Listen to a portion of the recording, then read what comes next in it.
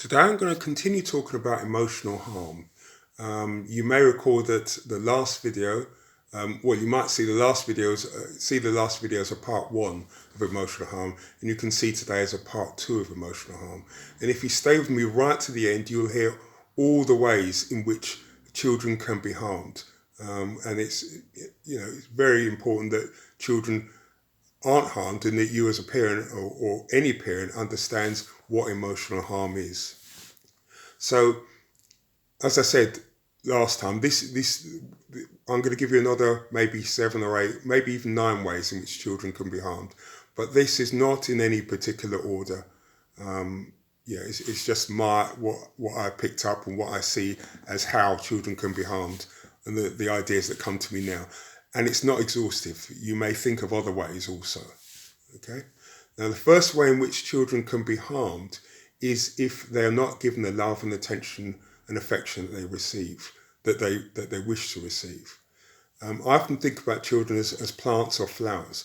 Plants or flowers, I'm using that analogy, need they need water, they need soil, they need light. If they don't get that, they can wither and die.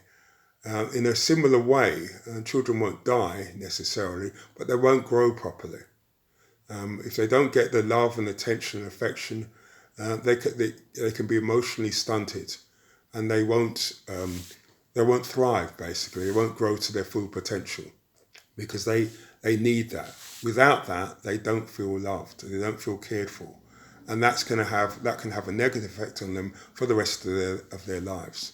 So I can't emphasize how strongly enough how important that is that they receive that.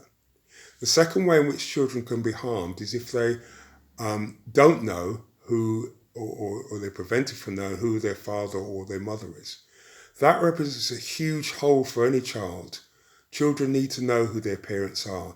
They have a strong urge to know where they come from, to have a sense of belonging, to have a clear identity on who they are and who's in their family.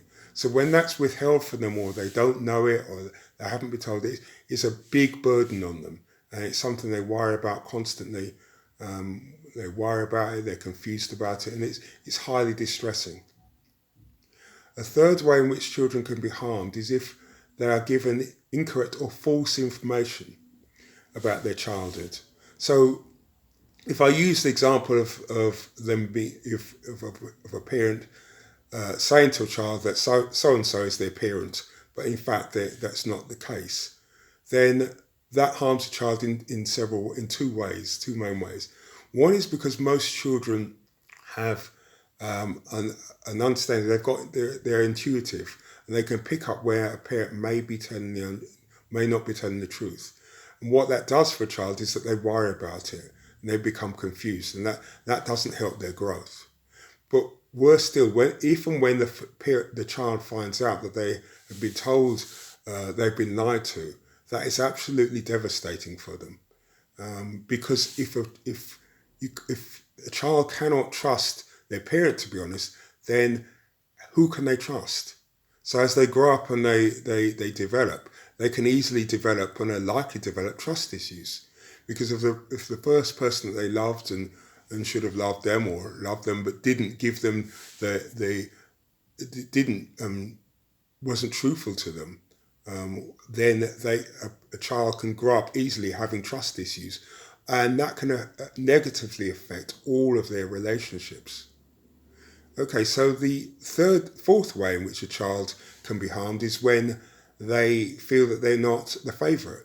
All children want to feel that they're loved. All children want to feel that they're equally loved with the other parent, with the other child. Or no child wants to feel that they're not loved.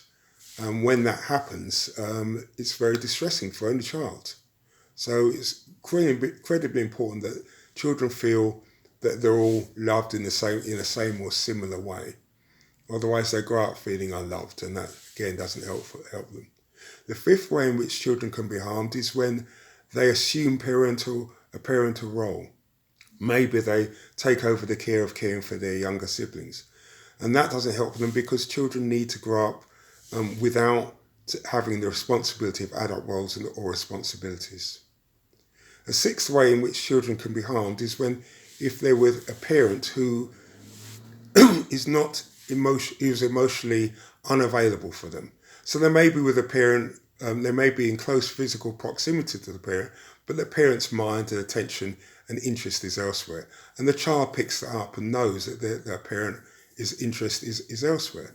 And all children want to feel that they have the attention and have the interest of their parents. And that can make them feel very unloved and lonely when that is the case.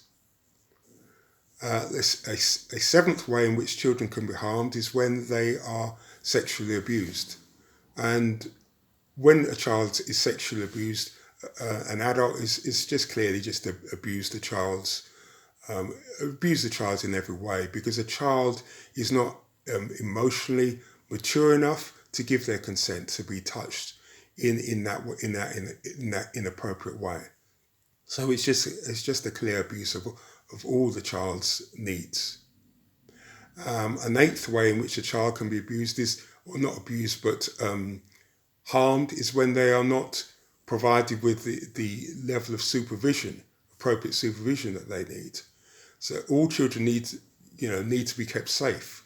If a parent doesn't know where they are, they could be anywhere that's harmful for them. And another way in which children can be harmed is when they're not provided with appropriate stimulation. All children need to be stimulated. They need to engaged in things that hold their interest. When they don't receive that type of care or that type of attention activity, they have difficulty. They struggle with holding gaining a good attention span. So that harms them when they're at school. They're not. It's easy for them to sit down and just listen and enjoy or get the best out of their education. So that's another way in which they're harmed. So hopefully that helps you. Hopefully that's a clear idea for you of what emotional harm is. And as I say, that's not just for court. That's for any parent, anyone caring for children. They need to have a clear understanding of what emotional harm is and how children can be harmed. So I hope that makes it much clearer for anyone. It's not exhaustive. You might think of other ways in which children can be harmed. So please feel free to share that. If there's anything I've said that you query or you've got any questions, again, please feel free to message me, and I look forward to hearing from you. Thank you very much.